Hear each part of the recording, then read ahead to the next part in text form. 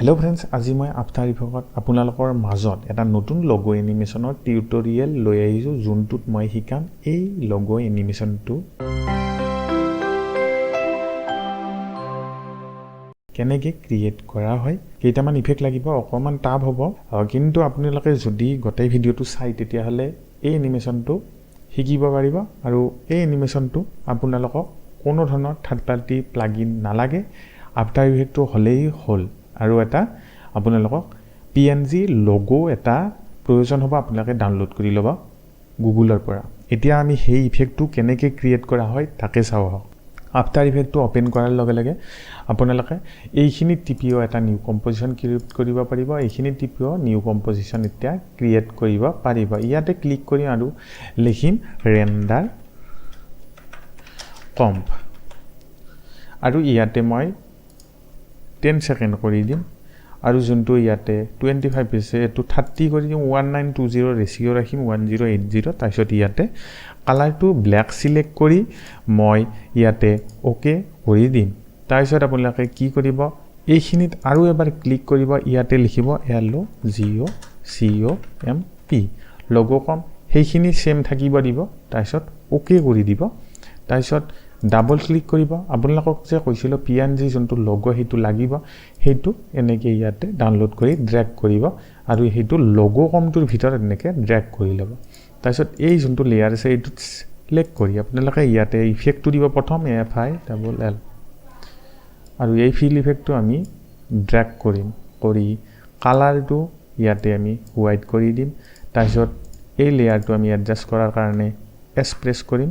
কৰি ইয়াৰ ৰেশিওটো মানে সাইজটো scale size 30 কৰি দিম দি পিনে মিডিলত থব মই যিমান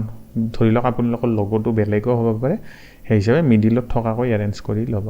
তাৰপিছত ৰেন্ডাৰ কম্পোনেন্ট আহিব প্ৰজেক্টত যাব যোনটো লোগো কম্পোজিশন আছে হেতু সিলেক্ট কৰি ৰেন্ডাৰ কম লোগোটোৰ ভিতৰত এনেকৈ ড্ৰেগ কৰি দিব দি পিনে ইয়াতে আকৌ ফিল ইফেক্টটো আপোনালোকে ড্ৰেগ কৰিব ইয়াতে ৰেড হৈ যাব এই কালাৰটো আপোনালোকে ব্ল্যাক কৰি দিব তাৰপিছত আমাক এইটো যোনটো ইয়াইখিনি টিপি ক্লোজ কৰিলাম তাৰপিছত ইয়াতে প্ৰথম ইফেক্টটো লাগিব হেতু আছে CC লাইট সুইপ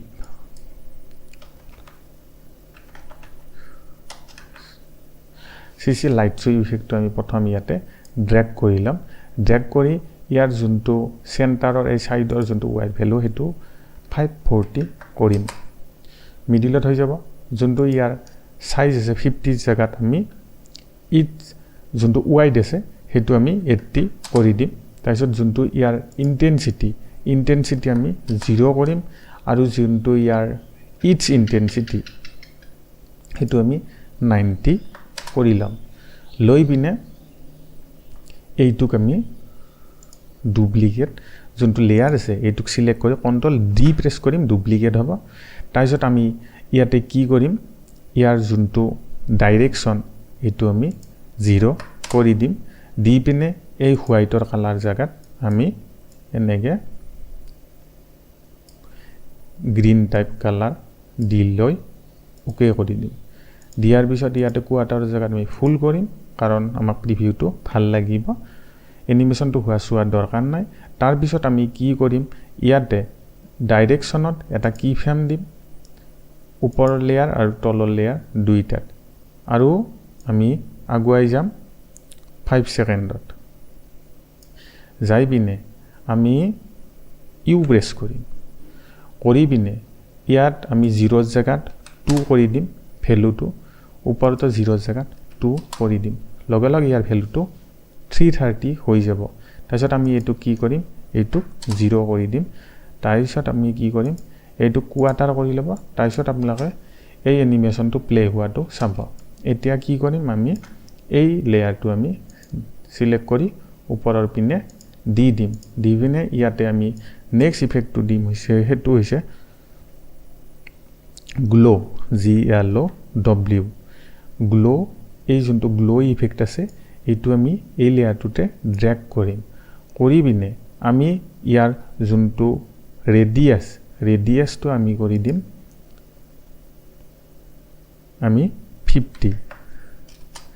আৰু যোনটো ইন্টেন্সিটি আছে হেতু কৰি দিম 1.5 5 আৰু যোনটো থাৰ্ড জল্ড আছে এইটো কৰি দিম 25 আৰু কোৱাটাৰৰ জেগাত এইটো আমি ফুল কৰি ল'ম এই লেয়াৰটোক আমি সিলেক্ট কৰি ডুপ্লিকেট কৰিম এই যোনটো ইয়াৰ ৰেডিয়াস আছে 50 হেতুক আমি 200 কৰি দিম আৰু যোনটো এইটো লেয়াৰটো আছে এই লেয়াৰটোক আমি আকৌ ডুপ্লিকেট কৰিম